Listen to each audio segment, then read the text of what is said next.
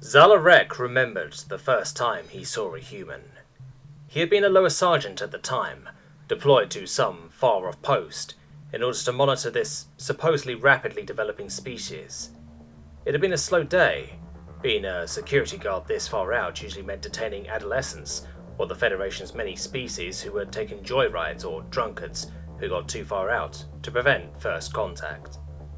It had only been when he'd heard the pounding on the outer door and went to investigate did he find a biped in a white contraption standing there. He had chirped his demand to know who this was, but the strange figure in the white thing had merely raised a strange appendage and wiggled 5 short tentacles in a strange gesture. In the months following that, contact had been swift. They had discovered that humanity, as they called themselves, had used crude tube-shaped devices to fling themselves into the void of space, only a handful of which had blown up. Zalarek and the people of the Darren Seth had of course known about the satellites they used in an attempt to communicate, and the ones that had escaped the orbit of their home star had been detained. There had been a debate among Federation naturalists, at least the ones who cared enough about this project, whether to send a return message. They had ultimately decided against it. Humanity would have to find them, and they did. Actually communicating had been tough. Humans used a series of muscles in their neck region to produce sounds, not unlike the Tharians, who had evolved 2 star systems over, but Darren Seth used, obviously, the gills in the size of their head, which doubled as listening devices. Eventually they figured out that using upper appendages and sheaths of plant material, they could crudely communicate basic information, until Federation and human scientists had figured out a way to get humans to communicate in Galactic Standard, which was a whole other tale. The first contact Zalarek had with them had been of the subspecies Russian, and upon further interaction he had learned that there was a sort of prolonged feud going on between them and the American subspecies. One of the Russians had explained that subspecies wasn't the right word, and it was more like tribes. Regardless, Zal had learned that different human subspecies, or tribes, the debate was ongoing and some humans preferred tribe and others preferred subspecies, were specialized for different environments. Once, they had been deployed on a planet in the Frost Zone, as it was called, where taking off your helmet could get you killed.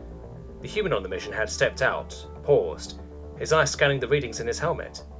Zal had inquired what was wrong, but the man had merely laughed, and then trudged back into base. Zalarek was confused. Should he write this human up for cowardice? And 2 minutes later he had emerged without his envirosuit on. The Darren Seth had yelled, charging towards him. A cowardly human was bad, but losing one? The human delegation would be furious. It was only when Zal noticed that the human hadn't collapsed, but rather was pulling on some sort of overshirt, then zipping it up, did he stop. The human turned to him, cocking an eyebrow. What? Zal stammered out a response. It was too cold. He would drop. The human laughed. Sir, it's only -10 Celsius. I've had worse fall days than this. That being when Zalarek had learned to always take a human with him to hostile planets. Desert planet? Take an Australian. That one had saved him more than once.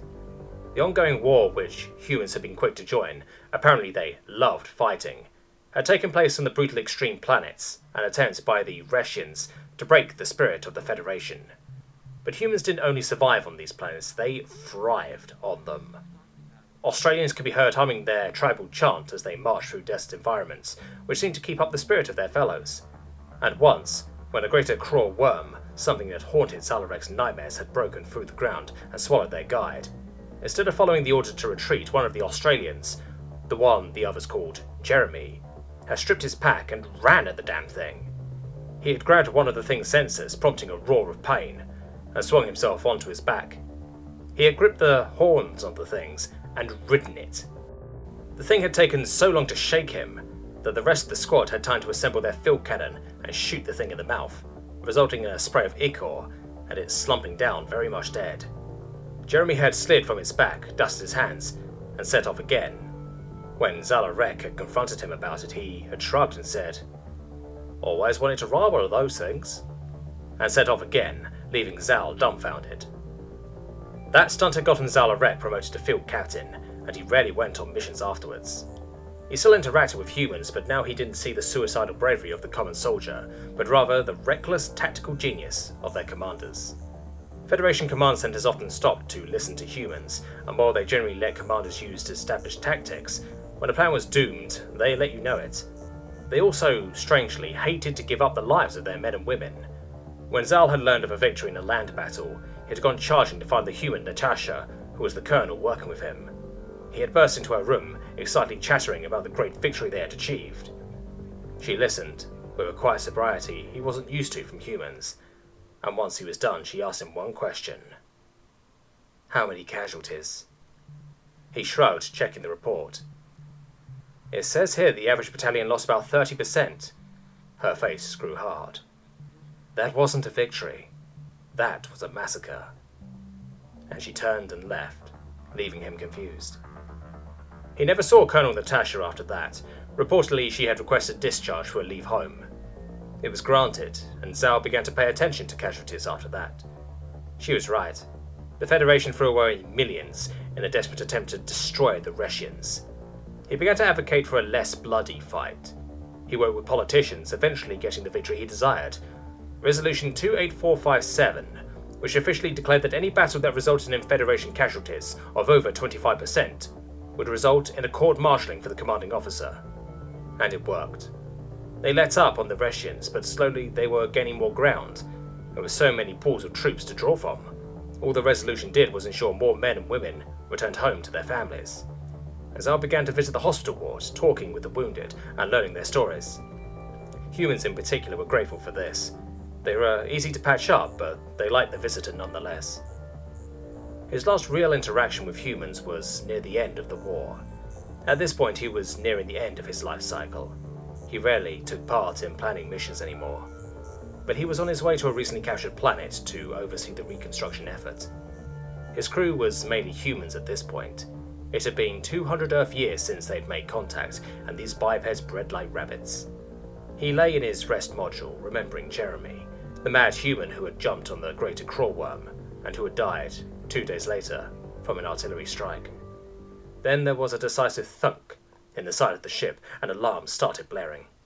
He unlocked the pod, drawing his officer's pistol. What in the 10th name of the Emperor had that been? Shouts rang in the hallway, followed by shots. Zal ducked back into his room. He wasn't a fighter. He was an armchair officer, and a pacifist by Devinsef's standards for that resolution stunt. Whatever this was, the security automa would handle it. It was about then that the power flickered out. Blast. They had an EMP.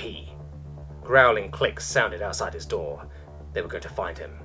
He raised his pistol, preparing to fire. 2 red phaser shots flew by, hitting his would-be assailants. There was the sound of 2 feet.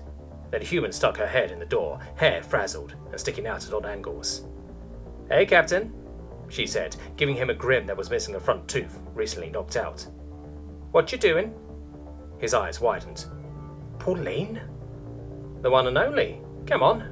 We're regrouping at the command center." "We" turned out to be 3 humans and the Zorinth.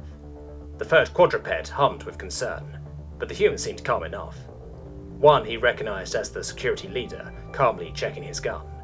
Another was the botanist's assistant, quietly humming to herself as she bandaged a leg that had been hit with a phaser that was at least caliber 2, maybe a caliber 1. The third human was the janitor, and even as Zal watched, the security leader tossed him a gun. "You can fight?" the Derensef exclaimed, and received a crooked grin in response. "I've been in a lot of bar fights, this can't be too different." There was a pounding on the door, followed by a chittering. Zal spoke a little Karethi, and this was close. The security leader looked at him. "What are they saying?" Zal swallowed. "They're demanding that we surrender, or they'll destroy the ship's engines and leave us stranded to die." The security leader's mouth became a hard line, and instead of asking Zal to translate, he cocked his gun. "You're not seriously going to try and fight them, are you?" Zal asked, concerned. "No," he said, picking up a grenade. "I'm going to kill them." Zal Arek didn't see much of the fight. The human pried open the door just enough to toss the grenade inside, waited for the explosion, and then charged in. Zal was tempted to follow him, but he was going to be more of a hindrance than an aid. So he sat with the others, the janitor holding his gun like he was a fresh recruit, poorly humming to herself as she tinkered with something, having burrowed under the command station and pulled out a panel. The poisonous assistant, having bandaged her leg, pulled out her notebook. Zalarek was dumbfounded. How are you all so calm? We're fighting marauders that will kill us if that security guard fails. The botanist assistant shrugged. We can't exactly fight them, so I guess we figured that we might as well distract ourselves. Zal supposed he couldn't argue with that, and so he sat down, crossed his legs, and listened to the sounds of shouts and gunfire. It was 200 ticks later that the security leader returned. He was covered in blood, favoring one leg, and breathing heavily, but he smiled. I have good news. The marauders have been neutralized. There was an electric zap, and then the command station lit up. More good news, Paulie said, springing up, her hair somehow more frazzled. Power is back online. Zal stood there in shock. 2 humans had just resecured a Federation cruiser on their own, with 1 gun and a small pile of tools. He made a silent vow to himself right there and then. Never, ever would he underestimate this species again.